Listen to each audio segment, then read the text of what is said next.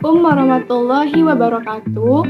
Perkenalkan, nama saya Naila Hara Raihana dengan NIM 2310932025, asal dari Prodi Teknik Industri, Fakultas Teknik Universitas Andalas, Angkatan 23, dan saat ini saya berada di kelas MKWU Bahasa Indonesia, kelas 22. Video ini saya buat untuk memenuhi tugas mata kuliah umum wajib Bahasa Indonesia terkait meresensi atau mengulas sebuah buku yang berkaitan dengan prodi masing-masing siswa. Baiklah, pada kesempatan kali ini, buku yang akan saya resensi adalah sebuah buku yang berjudul Kimia Dasar, Konsep-konsep Inti, edisi ketiga, jilid 1.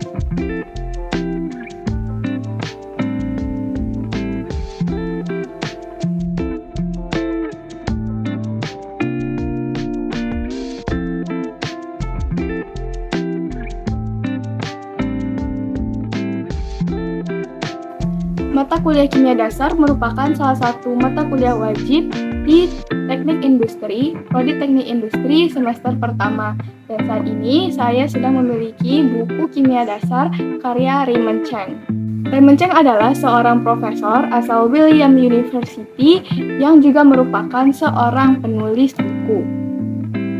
Salah satu karya terkenal dari Raymond Chang adalah buku Kimia Dasar, yang mana Raymond Chang sendiri merupakan keturunan asli Hong Kong yang kemudian berkuliah di Yale University dan meraih gelar magister dan PhD-nya di sana. Selain itu, Raymond Chang juga pernah menjadi guru honor tingkat pertama di Washington DC University dan termasuk ke dalam komunitas profesor kimia di Amerika Serikat. Dalam buku ini juga, pada bagian tentang penulis, disebutkan bahwa Profesor Chang telah mengabdi di American Chemical Society Examination Committee, National Chemistry Olympiad Examination Committee, and Graduate Record Examination atau GRE Community. Ia pernah menjadi editor di The Chemical Educator. Profesor Chang telah menulis buku-buku tentang kimia fisik, kimia industri, dan ilmu fisika. Ia juga menulis bersama penulis lain buku-buku dalam bahasa Cina, buku pengantar untuk anak-anak, dan novel untuk anak-anak muda. Baiklah, setelah mengetahui biografi dari penulis buku yang akan saya resensi, mari kita langsung masuk ke dalam resensinya. Jadi, buku yang akan saya resensi ini berjudul Kimia Dasar, Konsep-konsep Inti, edisi ketiga, jilid 1, karya Raymond Chang. Buku ini juga diterbitkan oleh penerbit Erlangga pada tanggal 30 Januari 2004. Buku ini merupakan adaptasi langsung dari buku yang berjudul General Chemistry, The Essential Concept, 3rd edition, Raymond Chang. Buku ini memiliki halaman sebanyak 430 halaman dan memiliki panjang sekitar 23 cm dan lebar sekitar 15 cm.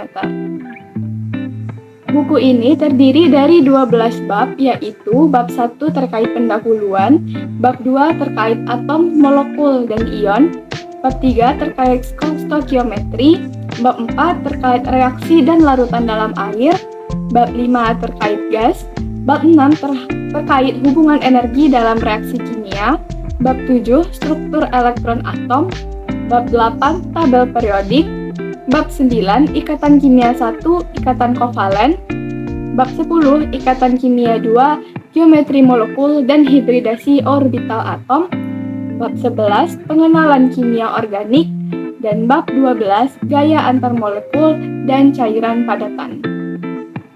Serta dalam buku ini terdapat juga glosarium, lampiran, dan indeks.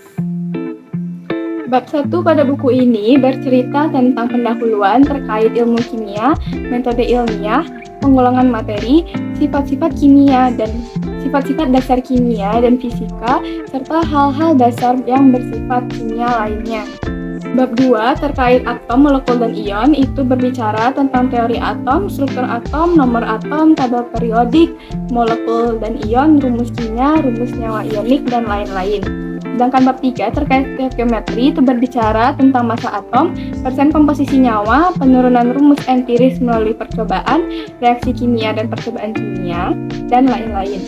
Bab keempat itu terkait reaksi larutan, berbicara tentang sifat umum larutan berair, reaksi pengendapan, reaksi asam basa, reaksi oksidasi reduksi, konsentrasi larutan, dan stoichiometri larutan. Sedangkan bab 5 tentang gas itu berbicara tentang zat-zat yang berwujud gas, tekanan gas, hukum-hukum gas, persamaan gas ideal, serta penyimpangan pelaku ideal. Ya, bab 6 tentang hubungan energi dan reaksi kimia itu berbicara tentang sifat energi dan jenis-jenis energi, perubahan energi dalam kimia, pengantar termodinamika, entalpi reaksi kimia, kalorimetri, dan entalpi pembentukan standar dan entalpi reaksi standar. Ketujuh, mengenai struktur elektron atom itu berbicara tentang sifat fisika teori kuantum, efek fotolistrik, teori Bohr, mekanika kuantum, dualisme sifat elektron, bilangan kuantum, orbital atom, konfigurasi elektron, dan prinsip pengisian elektron.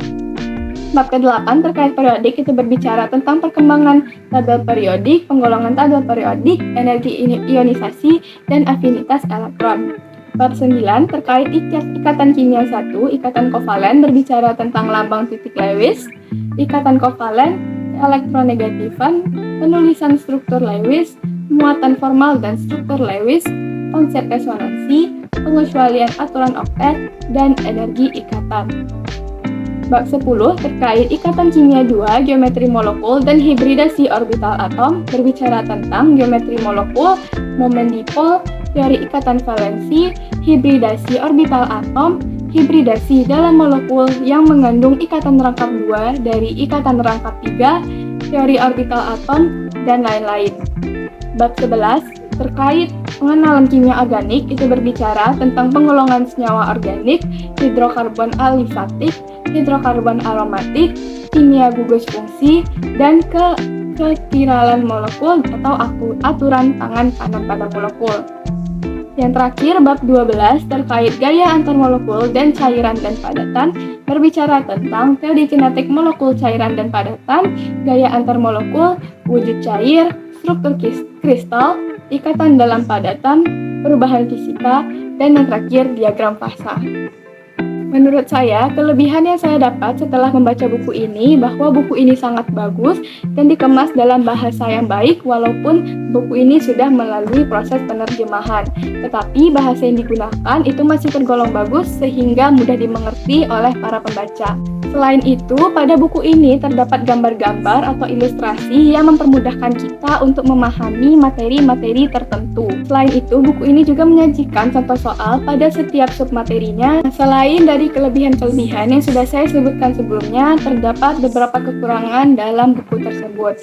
Yang pertama, walaupun adanya gambar, buku ini masih mempunyai beberapa gambar yang tidak begitu jelas sehingga pembaca akan sedikit sulit untuk memahaminya. Yang kedua, terletak pada covernya yang menggunakan bahan yang tidak terlalu tebal sehingga rentan basah apabila terkena air. Selain itu, menurut saya, tulisan yang ada di dalam buku ini tergolong sangat kecil sehingga dapat menyulitkan pembaca untuk membaca buku tersebut. Walaupun begitu, buku ini sangat bermanfaat dan sudah banyak sekali dipakai di berbagai universitas sebagai salah satu buku tunjangan terhadap materi kimia dasar. Sekian mengenai video ulasan saya. Saya harap video ulasan yang saya buat dapat membantu Anda ketika Anda sedang mencari buku terkait kimia dasar. Sekian dari saya, mohon maaf apabila ada kesalahan. Saya akhiri, wassalamualaikum warahmatullahi wabarakatuh.